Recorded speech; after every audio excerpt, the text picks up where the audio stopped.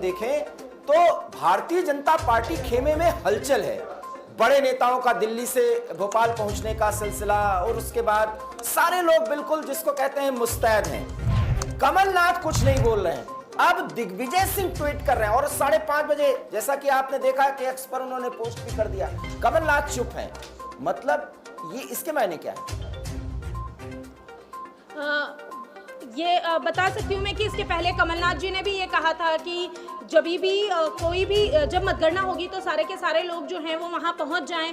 और ट्रेनिंग भी दी गई है दिवाकर जी इसकी, बतौर 2 दिन तक बाकायदा इसकी ट्रेनिंग दी गई है भोपाल में, जहाँ खुद कमलनाथ मौजूद थे। उन्होंने एक एक बूथ पर किस तरह नजर रखना है, सीसीटीवी पर किस तरह नजर रखना है, ईवीएम की निगरानी कैसे करना है, ये ट्रेनिंग तक उन्होंने अपने कार्यकर्ताओं को दी थी। और जैसे ही एग्जिट पोल आया उसके बाद से लगातार जो है कमलनाथ ने पहले स्टेटमेंट दिया, उन्होंने कहा कि निराश मत होइए। तस्वीरें तो कुछ और दिखा रही हैं कि कांग्रेसी जश्न मना रहे हैं। ये मुझे लगता है कि कॉन्फिडेंस बिल्डअप करने की एक रणनीति है। देखिए, मतगणना के पहले ये दिल्ली की तस्वीरें बताई जा रही हैं, हमारे पीसीआर से ये जानकारी दी जा रही है कि दिल्ली में जश्न मनाया जा रहा है। खैर, ये भी कॉन्फिडेंस बिल्डअप करने के लिए, चूंकि दिल्ली से संकेत जाता है तो बड़ा संकेत होता है, कहीं के कार्यकर्ता, किसी भी पार्टी के कार्यकर्ता हतोत्साहित न हो, इसलिए ये मनोवैज्ञानिक तरीके से एक रणनीति होती है। संदीप, आप हमारे साथ जुड़े हुए हैं? संदीप, आप हमारे संदीप जी, सवाल मेरा ये है, मैं जुड़ा हूं। मेरा सवाल ये है कि कांग्रेसी खेमे में तो यहाँ तो ये देख रहे हैं आप, तस्वीरें आप देखिए, वो खुशियां मना रहे हैं, जश्न मनाया जा रहा है। अभी मतगणना शुरू नहीं हुई। इसके मायने तो बहुत पॉजिटिव है कांग्रेस के लिए। देखिए दिवाकर जी, दो बातें बहुत मजबूरी भी है और जरूरी भी है।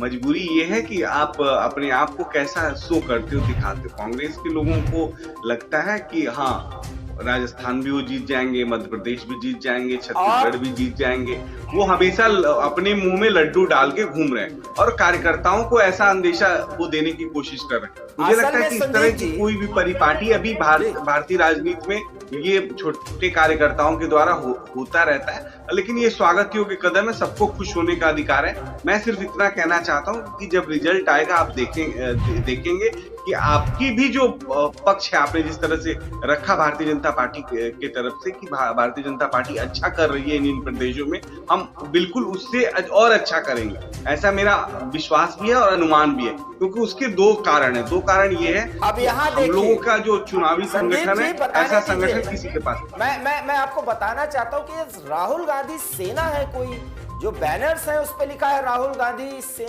जिंदाबाद। मतलब सुबह से ही ये वंदना की शुरुआत हुई है और पीछे भगवान श्री राम है। ये देखिए, नहीं, वो तो श्री राम को अच्छी बात यही है, मुझे खुशी हुई। मैं कांग्रेस के अपने साथियों में सुन रहा था, उन्होंने भगवान राम का नाम लिया और अच्छी बात है। राम तो सबके हैं। मैं तो चाहता हूँ कि राम तो सबके हो भी जाएं, राम सबके हो, राम से कोई बैर नहीं, राम की कृपा सब पे बरसे, ऐसा मैं हमेशा कोशिश रही है। और अगर वो राम राम कर रहे हैं तो उनका भी काम जो है कुछ बने, ऐसा मैं मानता हूं। मैं नकारात्मक कभी नहीं सोचता, लेकिन एक बात है, राम उसके हैं जो उसकी आराधना करता है, राम उसके हैं जो अपने जीवन में उसको राम को उतारता है, राम उसके हैं जो राम के लिए सोचता नहीं है, राम के चरित्र का पालन करता है। राम उसके नहीं है जो राम राम राम करता है, फिर तो वो मोक्ष की प्राप्ति हो जाती है, राम राम करते वहां भी मोक्ष हो जाती है। तो भारतीय सभ्यता संस्कृति इतनी मजबूत है, इतनी मजबूत पकड़ बनाए हुए हैं कि राम को जिस भाव में जो देखता है, राम उसी के हो जाते हैं। तो मैं तो सहर्ष कह रहा हूँ कि कांग्रेस के लोगों के मुंह में राम राम अगर सुबह सुबह आ रहे हैं तो ये तो अच्छी बात है। लेकिन एक बात बहुत महत्वपूर्ण है, मैं दिवाकर जी आपकी बातें सुन रहा था। देखिए, मध्य प्रदेश का चुनाव हो, छत्तीसगढ़ का चुनाव हो, राजस्थान का हो या फिर तेलंगाना का हो, ये जो चारों रिजल्ट आ रहे हैं, उन चारों रिजल्ट में जो सबसे महत्वपूर्ण विषय होगा वो ये होगा कि आम जनता, आम जनमानस तक जो सरकारें काम की, कांग्रेस की भी सरकारें नहीं है, हमारी भी सरकार है जी। मैं एक सवाल करने जा रहा हूँ। कर्नाटक के 11 मंत्री, 11 मिनिस्टर इस समय तेलंगाना पहुंच गए हैं। मतलब तेलंगाना में कांग्रेस का कॉन्फिडेंस आप देखिए, क्योंकि उनको सब कुछ मैनेज करना है, क्योंकि बीआरएस को वो एक तरह से सत्ता से बेदखल करेंगे और हो सकता है कि अपनी मेजॉरिटी को थंपिंग बनाने के लिए वहां पर भी एक बीसी पॉजिटिव एक प्लान बना हो कि बहुत कुछ दिखाना चाहती हो, क्योंकि तेलंगाना को एक झांकी की तरह प्रस्तुत करेगी कांग्रेस। मुझे ऐसा लगता है, क्योंकि डीके शिव कुमार पहुंच चुके हैं, अब आप समझ सक रहे होंगे। हाँ, तेलंगाना की जो स्थिति है वो अभी स्पष्ट हो जाएगी आज 11-12 बजे तक। इन कांग्रेस के लोगों को हर जगह लगता है कि वो जीत रहे हैं। कांग्रेस को ऐसा माहौल कांग्रेस के अंदर लोगों ने बनाया है, लेकिन वो माहौल कितना उनके लिए असर कर रहा है, कार्यकर्ताओं को उत्साह तो मिल रहा है, लेकिन जिस तरह की राजनीतिक प्रयोग कांग्रेस करती है वो प्रयोग में कितनी सफल होगी ये कांग्रेस के लोग जानते हैं। लेकिन मैं सिर्फ स्पष्ट ये कह सकता हूँ कि हम बहुत अच्छा प्रदर्शन करने जा रहे हैं इन सारे स्टेटों में। अच्छा राजस्थान भी जीतेंगे, अब एक सवाल कांग्रेस से मैं एक सवाल अब आपसे करने जा रहा हूँ। मध्य प्रदेश में आप कितनी सीटें लेने जा रहे हैं? अब क्लियर बताइए, हो गई बात। हम वहाँ बहुमत से ज्यादा सीटें होंगी, बहुमत से ज्यादा सीटें होंगी। मतलब हम पूर्ण बहुमत की सरकार बनाएंगे। हम तो कह रहे हैं कि आप 120 सीट से ज्यादा नहीं पाएंगे। नहीं सर, मेरा अनुमान है कि हम 150 भी जा सकते हैं, 130 भी आ सकते हैं। हमारे साथ 120 और 150 के बीच रहने का अनुमान मेरा। 150 सीट आप पाएंगे। हाँ, इसीलिए कि अभी सबसे बात हो जाए। हमारे साथ स्टूडियो 2 से हमारे प्रधान संपादक सुनील राउत जी, बहुत बहुत स्वागत सुनील जी। जी बहुत बहुत आभार आपका दिवाकर जी। सब दर्शकों को सुप्रभात। 6 बजे से वीके न्यूज आपके साथ कनेक्ट है और लगातार हम आपको ये जानकारी दे रहे हैं कि मध्य प्रदेश, छत्तीसगढ़, राजस्थान, तेलंगाना में क्या होने जा रहा है। वैसे सुबह सुबह फिर याद दिला दूं मैं दर्शकों को, वीके न्यूज ने अपने एग्जिट पोल, ओपिनियन पोल में दावा किया है कि इन तीनों ही राज्यों में भारतीय जनता पार्टी की सरकार बनने जा रही है और किस सीटों के साथ बनने जा रही है ये भी जानकारी हमने दी और हम अपने दावे पर कायम हैं। हालांकि 11 बजे तक हमारे ये दावे जो है वो स्पष्ट हो जाएंगे, जो अनुमान, जो आकलन हमने लगाए हैं और किन आधार पर हमने दावे किए हैं दर्शकों के साथ, वो सब कुछ क्लियर हो जाएगा दिवाकर जी। सुनील जी, एक बड़ा सवाल है।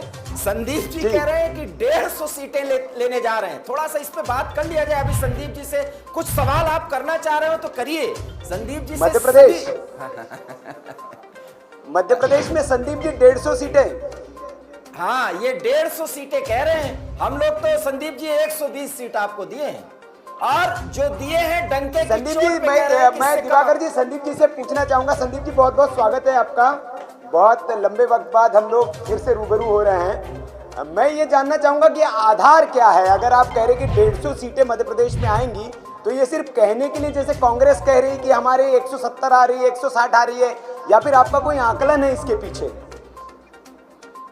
सुनील जी, 2 बातें हैं। मैंने कहा कि 120 और 150 के बीच हमारी सीटें रहेंगी और हम वहाँ पूर्ण बहुमत की सरकार भी बनाए। उसके 2 बहुत बड़े कारण हैं और 2 बहुत बड़े प्रयोग हैं।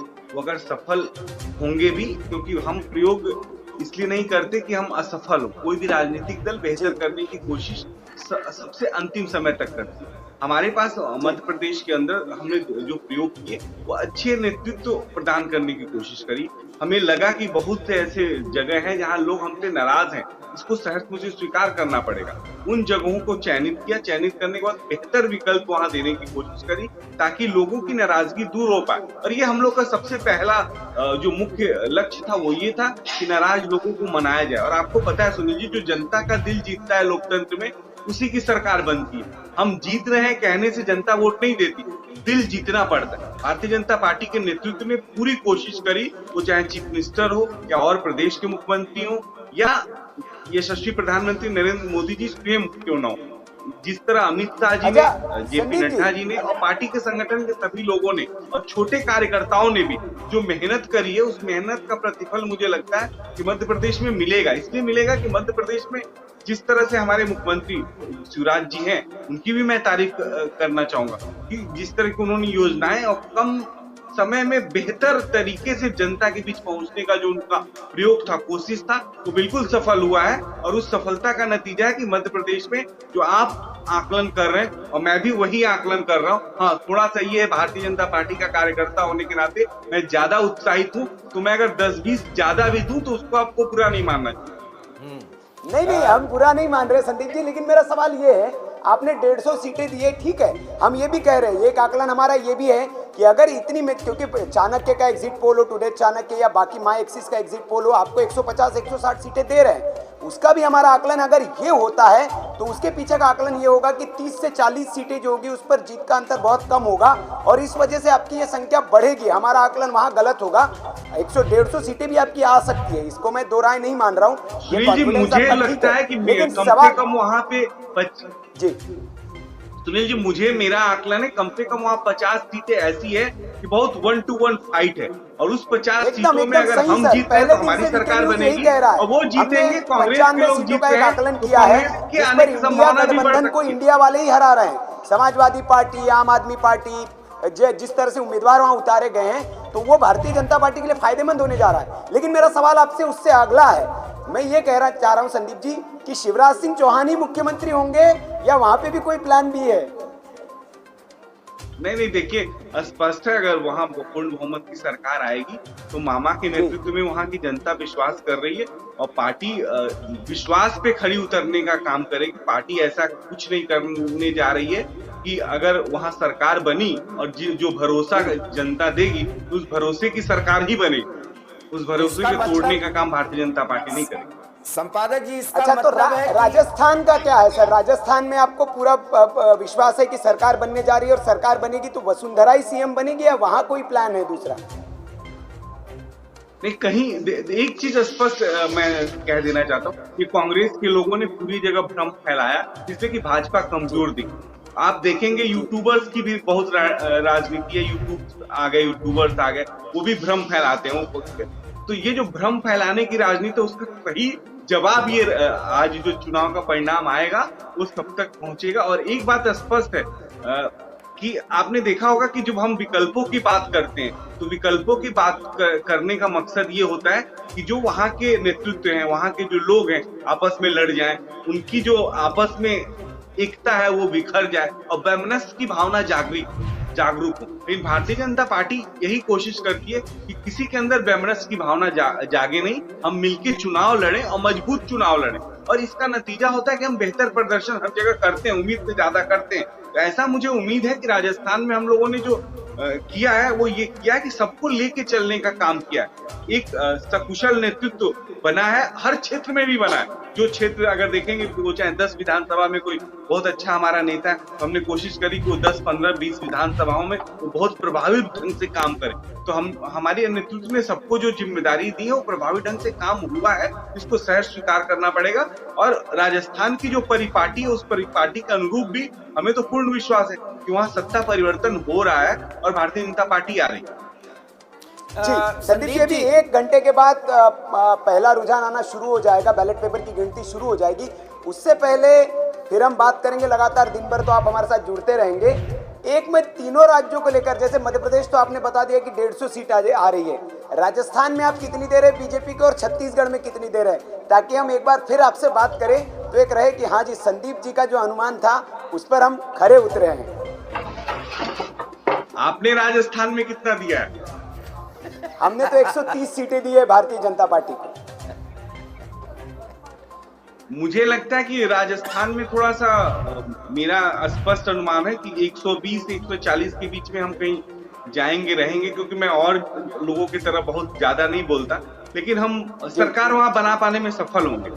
क्योंकि जिस तरह से कांग्रेस ने अपने आप को वहां पे प्रोटेक्ट किया है या काम करने की कोशिश की है और जिस तरह से विश्वास मंत्री जी में, वर्तमान मुख्यमंत्री जी में दिखाया है, तो वहां स्पष्टता है कि बहुमत के करीब होंगे और बहुमत प्राप्त भी कर लेंगे। लेकिन एक बात मुझे जो लगी है इधर विगत 5 सालों में, हो सकता है मैं गलत भी साबित हूं आपके समक्ष अपनी बात रखने में, कि जनता ने जिसको भी चुना है स्पष्ट बहुमत की सरकार देके चुना है ताकि वो सरकारें बेहतर काम कर सके। तो अगर जहां जहां सरकारें बनेंगी वो स्पष्ट बहुमत की बनेंगी और बदलेंगी भी तो बहुत बुरे तरीके से। जो बदलाव में जो नेतृत्व में या जनता जिसको नकार रही होगी उसकी स्थिति काफी दयनीय हो जाएगी।